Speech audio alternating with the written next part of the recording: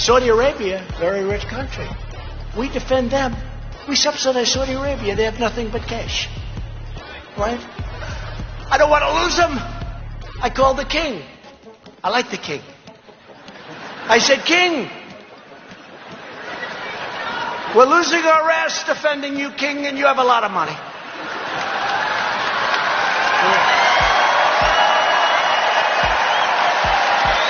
And he said, but why would you be calling me? Nobody's ever made such a call before. I said, that's because they were stupid.